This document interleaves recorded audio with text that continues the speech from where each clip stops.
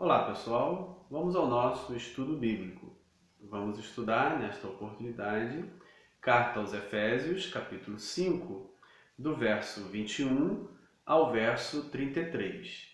Esse trecho, ele é mais longo, ele se estende até o verso 9 do capítulo 6. Assim sendo, 5, 21 até o 6, verso 9. No entanto, pelo trecho ser muito longo, nós vamos trabalhar primeiro do 21 ao 33 e no outro vídeo trabalharemos o verso 1 até o verso 9. Esse trecho é bastante conhecido como um trecho que trata da ética familiar, o comportamento da família. No entanto, a gente precisa considerar que este formato aqui apresentado, em que a mulher deve obedecer ao marido e o marido cuidar da esposa, os filhos obedecerem aos pais e os pais educarem os filhos, os escravos servirem aos senhores de boa vontade e os senhores não maltratarem os escravos.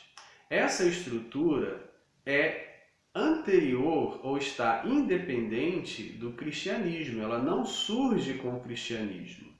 Na cultura greco-romana e na cultura judaica já havia esse modelo presente, tanto no mundo pagão quanto no mundo judaico. O modelo piramidal da família patriarcal, em que o homem é o senhor sobre tudo e sobre todos presentes na sua casa, e que a família vai muito além de marido, esposa e filhos, mas também inclui escravos ou empregados que recebam ou que venham receber um pagamento diário. Essa estrutura familiar é uma estrutura patriarcal presente na antiguidade. Não é o cristianismo que vai apresentar essa estrutura como novidade. Não é o cristianismo o pai dessa estrutura. Pelo contrário, o cristianismo, o movimento cristão, o evangelho de Jesus, vai, de uma certa forma, realizar alterações nessa estrutura. Apesar de se viver numa sociedade assim, a proposta do Evangelho nas comunidades cristãs é que esses papéis não fossem tão rígidos assim, de forma que houvesse igualdade entre as pessoas nessa relação familiar. Bem, como a gente pode observar isso? No próprio texto a gente vai observar. Mantém-se a estrutura patriarcal anterior ao cristianismo, presente no mundo pagão e no mundo judaico, embora tanto no mundo judaico quanto no mundo greco-romano havia iniciativas para amenizar essa estrutura rígida, piramidal, patriarcal. E o Evangelho também vai, de uma certa forma, alterar ou procurar alterar essas relações a partir do ambiente comunitário cristão. Uma grande evidência disso está no próprio texto, na introdução que é nos dada, ou no título, que poderíamos assim dizer, que constitui o verso 21.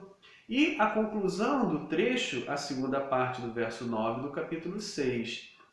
Se lermos o verso 21, que é o primeiro trecho, o versículo do bloco, e o verso 9, que é o último versículo do bloco, a gente vai observar que a ideia que vai ser desenvolvida no miolo do texto não está comprometida de forma plena com aquela estrutura patriarcal do mundo pagão e até mesmo do mundo judaico. Veja o verso 21 do capítulo 5. Sujeitando-vos uns aos outros no temor de Cristo. Sujeitando-vos uns aos outros. Quem são esses uns aos outros? São todos que pertencem à comunidade cristã. A palavra é dirigida à igreja, aos discípulos. E aos discípulos é dito: sejam homens ou mulheres, sejam escravos ou livres, sejam judeus ou gentios. É dito: sujeitai-vos uns aos outros, ou seja, cada um deve sujeitar-se ao outro, seja homem à mulher, a mulher ao homem, escravo ao livre, o livre ao escravo, escravo ao senhor, o senhor ao escravo, filhos a pais, pais a filhos. Sujeitai-vos uns aos outros. Como Paulo já disse na carta aos Gálatas, capítulo 5, verso 14. Sujeitai-vos uns aos outros pelo laço do amor, pela motivação do amor, voluntariamente, a partir do amor. Então o verso 21 já introduz o texto dizendo: deve-se cada um se sujeitar ao outro. E a conclusão, no verso 9 do capítulo 6, a parte B, diz: sabendo que o Senhor, falando aos senhores, os patrões, sabendo que o Senhor, tanto deles, os escravos empregados, como o vosso, está nos céus, e que para com ele não há acepção de pessoas. Bem, então, o primeiro verso diz: cada um se sujeite ao outro, independente do gênero, da classe social econômica ou étnica. E no verso 9, Deus não faz distinção de pessoas, homem ou mulher, escravo livre, judeus ou gentios. Para Deus não há diferença. Então, quando nós lemos o verso 21, todos se sujeitem a todos, e o verso 9 do capítulo 6, Deus não faz distinção de pessoas, porque para ele todos são iguais, a gente já começa a observar que o miolo do texto parece não trabalhar isso, uma vez que confirma-se ou se reforça a ideia da família patriarcal da antiguidade, em que o homem cuida da mulher e a mulher obedece o homem.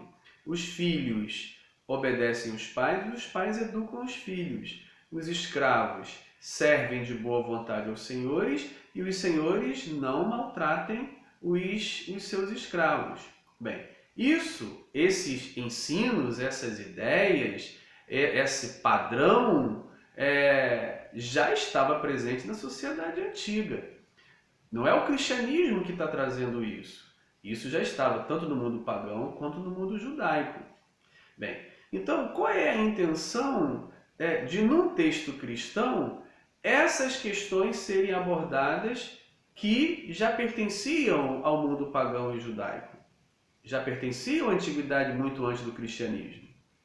É isso que a gente vai fazer na leitura desse texto. A gente vai observar que as motivações que são apresentadas são bastante diferentes. As motivações são dadas a partir de uma visão teológica, a partir de uma visão espiritual e da relação Cristo-Igreja, Igreja-Cristo. De forma que o texto, aparentemente, parece pertencer mais a um sermão, a um ensino, a uma pregação sobre a relação da igreja com Cristo e Cristo com a igreja, do que de uma relação entre marido e mulher. Dá-nos a impressão de que o maior objetivo é falar da igreja e de Cristo e das suas relações. E a relação marido e mulher ficando então em segundo plano ou utilizando-os como um pretexto para falar da relação Cristo e igreja. Assim, a gente vai observar que no miolo do texto vai se amenizar essa relação rígida do homem senhor sobre todos, do pai senhor sobre os filhos, e senhor sobre a esposa e senhor sobre os escravos. Vai haver uma amenização nessas relações à medida que as motivações vão sendo apresentadas no texto. Bem, isso posto, tanto o primeiro verso 21 do capítulo 5, quanto o verso 9 do capítulo 6, lendo um e lendo o outro, agora a gente vai para o miolo do texto, observando que a ideia que se deseja que fique no final é: Deus não faz acepção de pessoas. E a ideia que se apresenta se apresenta na introdução do texto é: todos estejam sujeitos a todos. A partir dessas duas ideias, fica fácil ler o texto e evita-se uma tendência a perpetuar uma relação patriarcal, piramidal da família antiga. E se propõe um novo modelo de relação desta família no ambiente da igreja, nas relações eclesiais. Bem, a gente pode observar também que esse trecho vai desenvolver a quarta bênção presente no hino inaugural da carta aos Efésios. O hino inaugural está no capítulo 1, versos 3 ao 14, onde consta 6 bênçãos espirituais, que são desenvolvidas ao longo da carta. O nosso trecho, por exemplo, vai desenvolver a quarta bênção dessas 6 espirituais ali no capítulo 1, do 3 ao 14. A quarta bênção está nos versos 9 e 10 do capítulo 1, que é, basicamente, o tema principal da carta aos Efésios, a unidade. Ali mostrando, no verso 10 do capítulo 1, a unidade entre céus e terra, ou seja, Deus e os homens. Vimos já em outros vídeos, no capítulo 2, a unidade entre judeus e gentios, apresentando-se assim o grande mistério de Cristo, a unidade entre os judeus e gentios, e agora a unidade é trabalhada nas relações familiares, partindo do modelo patriarcal da antiguidade e avançando para um tipo de relação bastante amenizada, em que a sujeição acontece por voluntariedade. Bem, como a gente pode chegar a essa colocação de que a sujeição exigida aqui aos subordinados, mulher, filhos e escravos, é uma sujeição voluntária, exige-se voluntariedade, diferente no mundo pagão, fora da igreja, no mundo judaico, fora da igreja, onde a obrigação era imposta aos escravos, aos filhos e à esposa. Na igreja se propõe uma ação de voluntariedade, precedida e introduzida por uma voluntariedade de sujeição de um para com todos, ou seja, sujeitai-vos uns aos outros. Nessa sujeição exigida, pedida, solicitada de uns aos outros, não se estabelece aquela relação patriarcal. Ou seja, quem são uns aos outros? São todos os membros da comunidade cristã, não importando o gênero, se é homem ou se é mulher, não importando a etnia, se é judeu ou grego, não importando a classe econômica social, se é escravo ou livre, se é senhor ou empregado.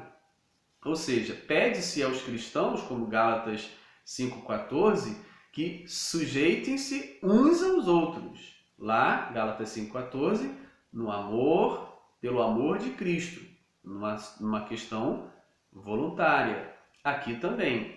Bem, a gente pode observar no Novo Testamento, nos textos paulinos, o uso desse verbo traduzido aqui por sujeitar. O verbo é hipotasso, que vai aparecer na voz ativa. Nesse sentido, ou nessa voz ativa, é apresentada como Deus dominando sobre todos e sobre tudo, sem relação de voluntariedade sobre os dominados.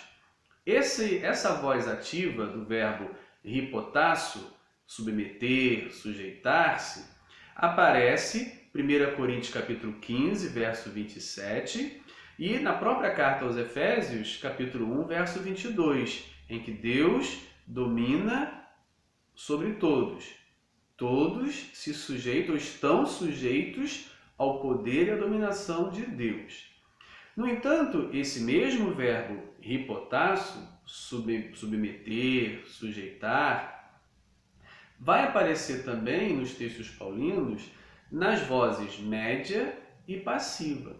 Quando aparece nas vozes média e passiva, o sentido é voluntário, é uma sujeição voluntária, como por exemplo está aqui no verso 21, está na voz médio-passiva, ou seja, sujeitando-vos uns aos outros no temor de Cristo, é uma sujeição voluntária.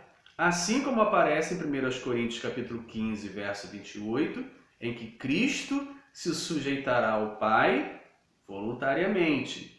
Capítulo 16, verso 16 de 1 Coríntios, e também Romanos, capítulo 13, versos 1 e 5, onde se diz que os cidadãos devem voluntariamente submeter-se às autoridades.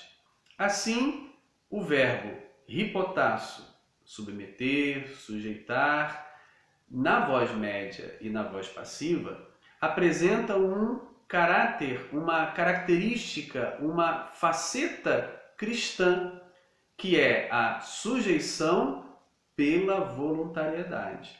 Assim, vai se trabalhar aos que estão sujeitos que o façam voluntariamente, dando-se como motivação a relação Cristo-Igreja, ou a relação Igreja e Deus, ou a relação aqui entre nós e Deus. Bem, assim a gente vai observar que, sujeitando-vos uns aos outros no temor de Cristo, que é o título do trecho, se refere a todos os membros da família, a todos os membros da comunidade cristã. A partir daí, então, se desenvolve. Verso 22. As mulheres a seus próprios maridos.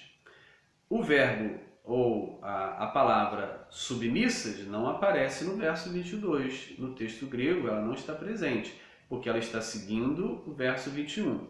Sujeitai-vos uns aos outros no temor de Cristo, é como se dissesse assim: sujeitando-vos uns aos outros no temor de Cristo, e as mulheres a seus próprios maridos. Ou seja, todos se sujeitem a todos, independente de gênero, classe social e econômica e etnia.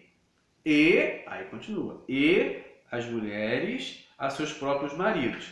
Aí vem o diferencial do texto, ou seja, aí vem a novidade cristã para uma estrutura antiga, anterior ao cristianismo, que é como ao Senhor. Aí está a novidade cristã. Mulheres aos seus próprios maridos, como ao Senhor. Essa é a motivação cristã. Aqueles que se sujeitam ao outro, independente de ser a mulher aqui, que aqui é tratado da mulher, da esposa, mas independentemente, pois no verso 21 fala sobre todos, como ao Senhor.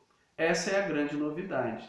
Na família patriarcal da antiguidade, havia uma obrigação de submissão. Mas agora se diz às esposas que voluntariamente se submetam como ao Senhor. Essa é a novidade, como ao Senhor. Verso 23, continuando a motivação. Porque o marido é o cabeça da mulher, outro como? Como também Cristo é o cabeça da igreja, sendo este mesmo Salvador do corpo. O marido é o cabeça da mulher, como também Cristo é o cabeça da igreja. Embora o marido não é Cristo. O marido não é Senhor semelhante a Cristo. É importante a gente resguardar essas proporções, para que não haja uma confusão ou um abuso do texto, para que o marido se imponha como Cristo, ou seja, para que ele se considere ou seja considerado um Cristo para a mulher. Não é essa a ideia. A ideia é o marido é o cabeça da mulher, como também Cristo é o cabeça da igreja, sendo este, Cristo, Salvador do corpo. Bem, as novidades que estão sendo apresentadas no texto em relação ao sistema patriarcal é a ideia de que o marido deve cuidar como Cristo cuida da sua igreja. A ênfase agora começa para o marido. Verso 24. Como, porém, a igreja está sujeita a Cristo, assim também as mulheres sejam em tudo submissas a seus maridos. Como eu disse, a submissão da mulher não é novidade no cristianismo, não é o cristianismo que traz essa novidade. Isso já pertencia ao sistema patriarcal anterior. Qual é a novidade? É o uso do verbo submeter, sujeitar-se, num formato que no Novo Testamento vai indicar voluntariedade. Uma ação voluntária. Pelo amor, como se fosse a Cristo, assim como o marido também aos outros. Porque, veja, o verso 21 diz: sujeitando-vos uns aos outros no temor de Cristo. Quem está incluso nesse sujeitando-vos uns aos outros? O marido está incluso ali, como todos os membros da comunidade cristã estão inclusos ali. Bem, se todos estão inclusos ali, marido e esposa, homens e mulheres, e se devem sujeitar-se uns aos outros, então, no verso 21, na comunidade cristã, exige-se a sujeição, ou solicita, porque é uma ação que deve ser voluntária, a sujeição tanto da mulher quanto ao homem, quanto do homem à mulher, porque sujeitando-vos uns aos outros. Esse uns aos outros não está excluindo a mulher, senão ele diria: os homens estejam sujeitos aos homens e as mulheres aos homens. Mas não é assim que está escrito. O que está escrito é uns aos outros, sem haver distinção na comunidade cristã, seja, como eu já tenho dito, de gênero, classe social ou etnia. Então é isso que vai reger o texto. E essa submissão agora, que já estava presente naquela sociedade, não havia muito o que se fazer, o que poderia se alterar era dentro do cristianismo, dentro das comunidades cristãs e não fora. Por exemplo, quando Paulo escreve a Filemon, ele diz que o escravo deve ser liberto, que Filemon deveria libertar Onésimo, que ele deve ser tratado como irmão. Bem, é claro que Paulo não vai exigir essa libertação dos escravos na sociedade como um todo, mas dentro da comunidade cristã, ele está exigindo ali de Filemon. Assim também esse princípio vale para dentro da comunidade cristã e não para toda a sociedade. A sociedade está fazendo a pressão sobre a igreja, para que a igreja viva nos modelos do mundo. Mas a igreja pode, de forma liberta e independente, viver o seu modelo dentro das relações da igreja. Continuando, verso 25. Maridos, amai vossas mulheres, como também Cristo amou a igreja e a si mesmo se entregou por ela. Bem, o modelo patriarcal dizia: os maridos devem cuidar das esposas, dar o alimento, dar a proteção, dar aquilo que for necessário. Há um avanço aqui. O avanço é: amai vossas mulheres. Qual é a motivação? Como também Cristo amou a igreja e a si mesmo se entregou por ela. Num sistema patriarcal, o pai, o marido, jamais iria morrer pela esposa. Jamais iria abrir mão dos seus desejos, das suas vontades, em prol da esposa. No modelo patriarcal, o homem mandava e a mulher obedecia. Esse é o modelo em que essa igreja de Éfeso está inserido socialmente.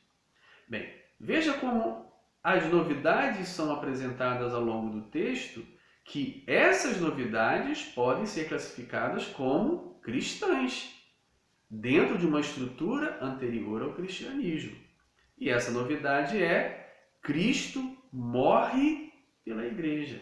Cristo dá a vida pela igreja. E o marido deve não apenas cuidar da esposa, mas amar no sentido de morrer por ela. É a sujeição voluntária.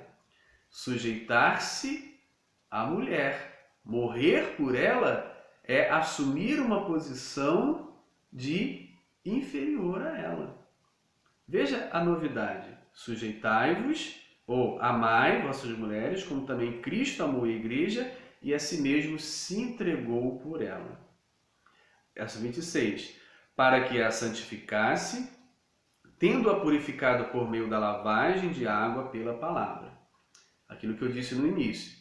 O trecho muitas vezes se desvia para um tratado teológico da relação igreja e Cristo, desviando assim dos papéis ou das funções dos papéis do homem e da mulher, que cada um deveria fazer. Bem, aqui traz alusão na relação igreja-Cristo o rito do batismo, para que a santificasse, tendo-a purificada por meio da lavagem de água pela palavra. É isso que o batismo significa para o cristão. Ele, pela palavra, crê e então submete-se ao rito batismal como símbolo da sua inserção no corpo de Cristo, da sua nova vida, da lavagem dos seus pecados. Simbolicamente, claro, sempre ressaltando isso. Mas há aqui um realce do rito do batismo. Como também vai aparecer mais na frente um realce do rito da ceia do Senhor, com o uso do corpo que se entrega, da carne que se entrega. Verso 27. Para apresentar a si mesmo igreja gloriosa, sem mácula, nem ruga, nem coisa semelhante, porém santa e sem defeito. Ele está tratando das questões da igreja de Cristo, utilizando como pano de fundo o casamento, o momento da núpcia, onde a noiva é apresentada, enfeitada, maquiada ou sem mancha. Essa imagem é trabalhada aqui, que também aparece no Apocalipse, tanto no capítulo 19 quanto no capítulo 21. A imagem da união messiânica com a igreja a partir do casamento. Bem, então, a gente percebe que no texto há momento que ele começa a falar da igreja de Cristo, usando o casamento como referência. Em outros momentos, ele fala do casamento usando a relação Cristo-Igreja como referência. Verso 28. Assim também os maridos devem amar as suas mulheres como a seus próprios corpos. Quem ama a sua esposa, a si mesmo se ama. A gente vai observar no texto que a quantidade de ordens, a quantidade do texto, o tamanho do texto que trata sobre o amor do marido para com a esposa é muito maior do que a parte que trata da submissão da mulher ao marido. Parece que a ênfase maior, ou aquele que precisa aprender mais, seja o marido, pois a ele se exige o amor de Cristo para a igreja, exige-se o amor dele para com a sua esposa. Assim também os maridos devem amar as suas mulheres como a seus próprios corpos. Aqui está o princípio do mandamento lá de Levítico, ame o próximo como a si mesmo. Ou seja, o marido ama a si mesmo, deve amar a esposa como a si mesmo. Assim como ele ama o seu próprio corpo, ou seja, a si mesmo, ele deve amar a sua esposa. Assim aplica-se à relação matrimonial o princípio do mandamento de Levítico. Amarás o teu próximo como ama a si mesmo. E é isso que ele está dizendo aqui. Os maridos devem amar as suas mulheres como amam a si mesmos. Quem ama a sua esposa, a si mesmo se ama. Verso 29. Porque ninguém jamais odiou a sua própria carne. É esse o princípio que rege o mandamento. Amarás o teu próximo como a si mesmo. Por que a referência é como eu amo a mim mesmo? Porque ninguém jamais odeia a si mesmo. Né? É o que ele está dizendo aqui. Ninguém jamais odiou a sua própria carne. Ninguém jamais odeia a si mesmo. Todos amam a si mesmos.